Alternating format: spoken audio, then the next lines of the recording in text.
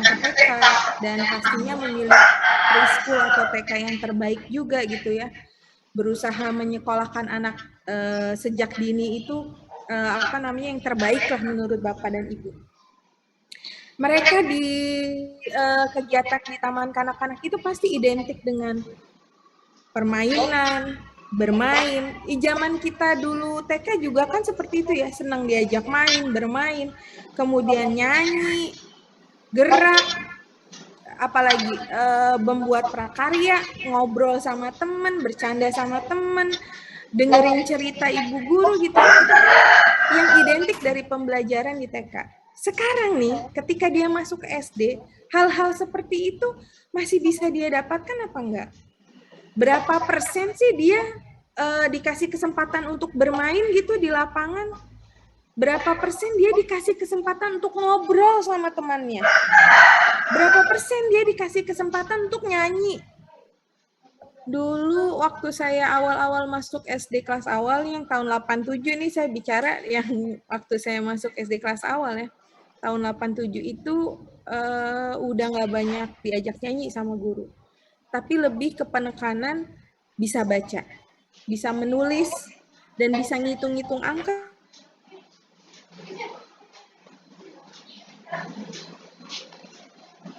Condet Batu Ampar komplit ya, dan SD-nya sampai sekarang masih ada, dan SD-nya udah bagus karena Pemprov DKI kan membangun banyak SD gitu ya, di daerah-daerah juga begitu, dipugar, direnovasi jadi bagus, bertingkat begitu ya. Kalau dulu saya nggak ada tingkatnya, maunya ya itu aja gitu, memanfaatkan lahan yang ada aja gitu. Kalau sekarang dibuat bertingkat. Nah, kembali lagi, kayaknya untuk ke pelajaran berikutnya nggak ada transisi. Nah, sekarang anak TK yang tadinya mereka punya banyak kesempatan main, bergerak, kemudian ngobrol sama teman, kemudian dengerin gurunya nyanyi, dengerin guru cerita, sampai di SD kelas awal masih bisa mendapatkan itu nggak? Masih bisa, Bu Wulan, kami masih suka cerita sama anak-anak gitu. Oke, berapa persen mereka mendapatkan itu? Saya masih ingat kalau waktu SD itu, kalau pelajaran olahraga kan disuruh main ke lapangan ya. Kayaknya itu langsung yang hore gitu kan. Kalau udah pelajaran olahraga, terus cepet-cepet ganti baju begitu. Menyenangkan sekali ya, hal-hal yang tidak membuat kita tuh duduk terpaku saja berjam-jam lamanya gitu ya, hanya mempelajari skill membaca menulis itu saja begitu. Tapi ketika diajak untuk bergerak, diajak untuk menikmati udara luar, itu kayaknya happy banget. Ya kan? Apalagi kalau gurunya bilang gini, oke, hari ini pelajaran olahraganya keliling kampung gitu. Jadi jalan-jalan mengelilingi beberapa titik jalan kecil gitu ya, kemudian nanti muter sampai lagi ke SD. Itu happy banget gitu. Ya nggak Bapak Ibu? Jadi itu menandakan bahwa kebutuhan kita akan variasi gitu ya, variasi pembelajaran itu sangat penting. Dan di sini di toolkit atau bahan ajar program transisi PAUD SD itu kita berusaha menjembatani gap-nya yang dari TK ke SD itu. Awalnya mereka banyak kegiatan main, yang tadi saya ceritakan, sampai di SD dapat nggak tentang itu? Jangan-jangan mereka yang kemudian jadi tidak terlalu minat gitu ya untuk sekolah. Kok seperti ini yang saya dapatkan, kok beda banget seperti yang saya rasakan waktu di TK gitu. Tapi gurunya tidak peka akan hal ini. Sekarang saya nggak tahu ya datanya sekarang seperti apa. Tapi di zaman dulu saya kecil gitu ya, itu ada tetangga saya yang masuk SD itu hanya 2 minggu. Habis itu benar-benar dia nggak mau sekolah. Dan orang tuanya itu nggak bisa berbuat apa-apa, nggak bisa berbuat juga. Bahkan usia dia pun udah nggak mau Bapak dan Ibu. Kenapa? Karena dia takut gitu masuk ke SD kelas awal. Mudah-mudahan ini nggak terjadi di saat ini gitu ya. Ketika ditanya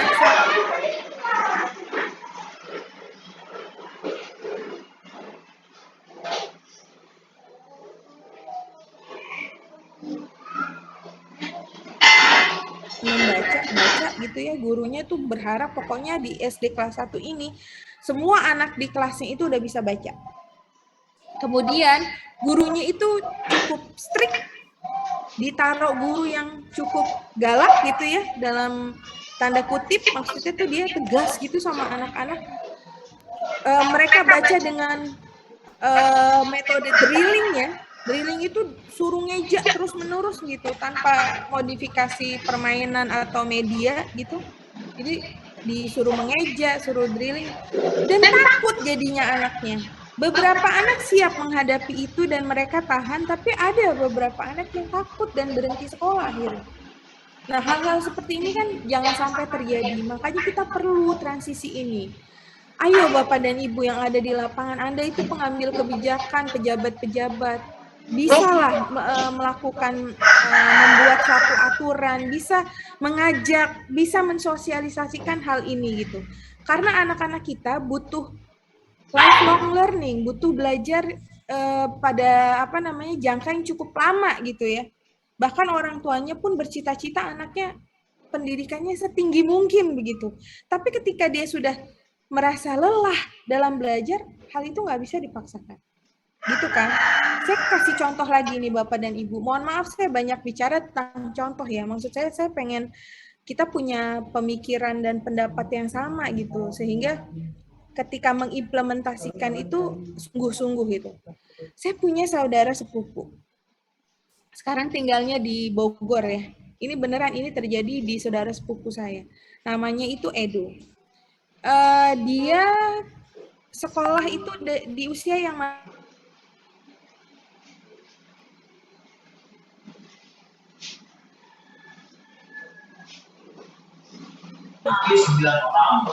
Oke.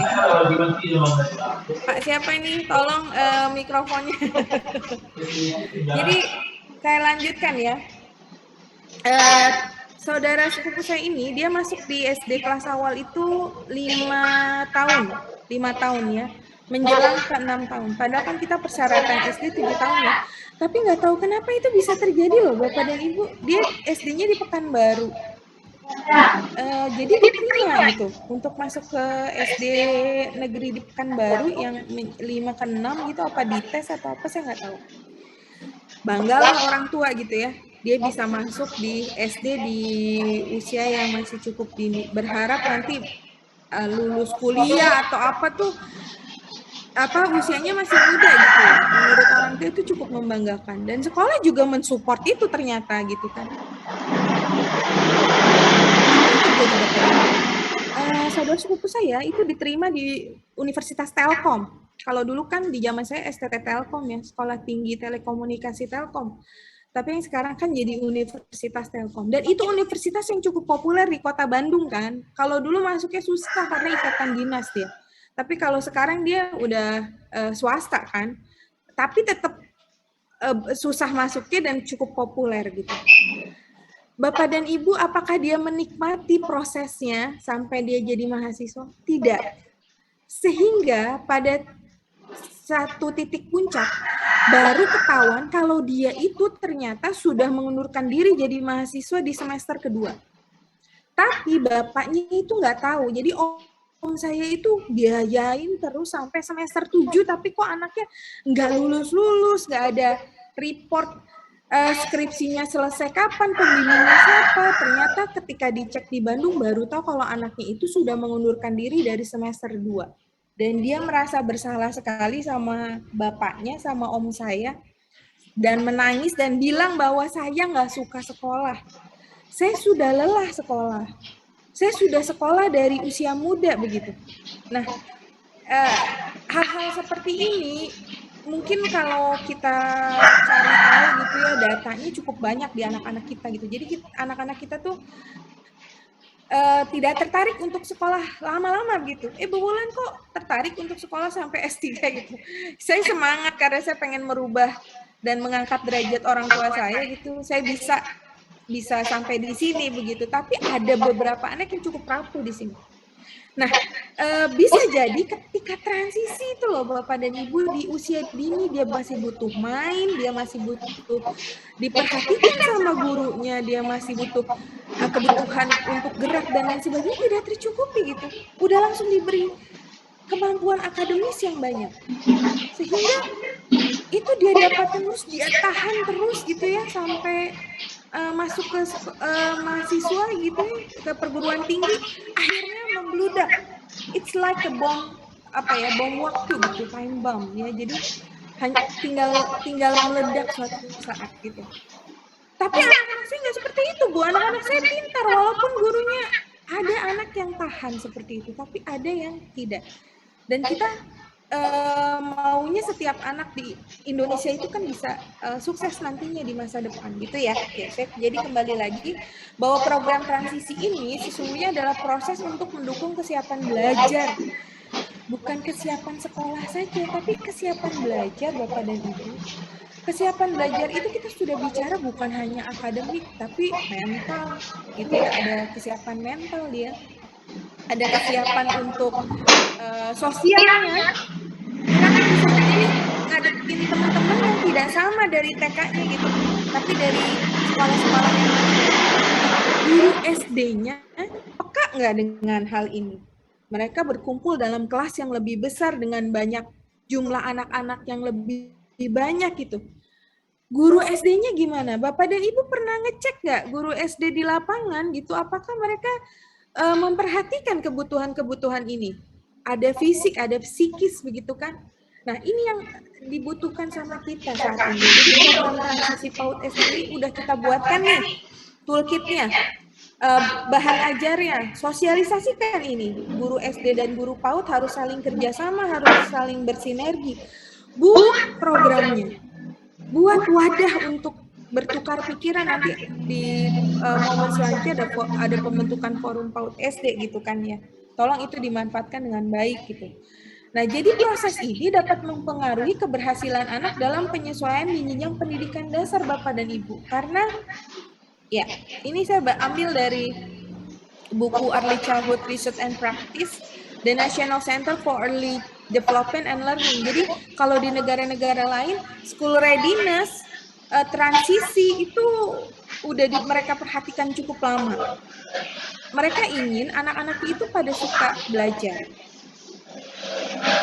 suka melanjutkan pendidikan sampai jenjang berikutnya. Membentuknya itu bukan di SMP, bukan di SMA Bapak dan Ibu. Membentuknya itu saat-saat ini gitu ya. Seperti Mbak Dona tadi sudah sampaikan, sampai 8 tahun. 8 tahun pertama kehidupannya dari anak lahir sampai 8 tahun ya. Makanya itu disebut early childhood development gitu. Jadi PAUD itu sebetulnya kalau secara teori nggak sampai 6 tahun aja, itu kan kebijakan kita ya, tapi ada rangkaian perkembangan lagi yang berkelanjutan sampai di usia 8 tahun gitu. Nah, menapaki pendidikan dasar itu menurut penelitian mereka ya, The Center for Early Development and Learning, itu momentum yang sangat penting bagi anak, keluarga, dan guru. Bahkan bisa dikatakan sebagai salah satu tantangan besar yang harus dihadapi anak di tahun-tahun kehidupan masa kanak-kanaknya. Transisi ke sekolah formal adalah peristiwa penting Bapak dan Ibu. Nah, kita mungkin nggak pernah berpikir ke arah situ gitu, bahwa oh iya ya, mereka enjoy nggak ya ketika berubah gitu suasana belajarnya dari TK ke SD. Merasakan nggak gapnya? Mereka siap nggak sih sebetulnya masuk di SD? Oh siap, udah dites kok, misalkan dites secara akademik aja gitu. Apakah dites secara mental? Saya pengen sharing sebentar Bapak dan Ibu. Dulu saya pernah meneliti sekolah di Cibubur ya. Sekolah ini swasta sih, tapi saya punya kekaguman gitu ya. Mereka itu melihat anak untuk kesiapan sekolah ya, untuk ke kelas 1 SD. Jadi mereka jenjang pendidikannya itu lengkap gitu di sekolah ini. Jadi ada baby school, ada preschool, ada dari bayi boleh sekolah gitu kalau maksudnya tempat penitipan anak itu, kemudian preschool, kelompok bermain, kemudian ada TK, ada SD. Jadi lengkap sih, dan rata-rata setelah dari TK mereka ke SD-nya ya di situ lagi. Tapi cara mereka melihat apakah anak itu siap sekolah itu tidak dengan akademik atau di tes gitu ya, dia udah bisa baca apa udah bisa berhitung gitu. Dengan cara apa Bapak dan Ibu? Ini saya cukup surprise, mungkin bisa ditiru ya. Jadi suatu hari gurunya itu ngajak beberapa anak yang dirasa sudah siap nih dimasukkan ke SD kelas 1 main game. Gamenya apa? Ya bisa monopoli, bisa ludo ya, ular tangga, pokoknya game-game apa namanya anak-anak yang transisi ke SD itu kan yang sudah ada aturan gitu ya, itu banyak kan yang bisa dipakai. Gurunya ngajak main, misalkan 3 anak. Gurunya sengaja nih, harus gurunya yang menang. Jadi gurunya nggak mau ngalah ya, pokoknya harus gurunya yang menang. Reaksi anaknya seperti apa? Kalau anak itu kemudian tidak terima dengan kekalahannya, wah secara mental dia ternyata belum siap ke SD kelas 1. Kalau anak tersebut, oke, ibu ternyata memang lebih jago daripada saya harus belajar strateginya gimana supaya menang dari ibu gitu. Oh ini anak secara mental udah siap gitu dia masuk ke SD kelas 1. Itu saya cukup surprise ngetesnya tuh dengan cara begitu, salah satu cara mereka mengassessment ya, membuat assessment kesiapan dia untuk masuk ke SD. Biasanya kan kayak wawancara, kemudian kayak dicek lah udah bisa baca apa belum gitu. Itu di tesnya dengan hal yang lebih besar lagi. Karena kalau udah menyangkut kesiapan mental nih Bapak dan Ibu, psikis, kan nggak kelihatan psikis itu. Kalau kata Sigmund Freud kan, Sigmund Freud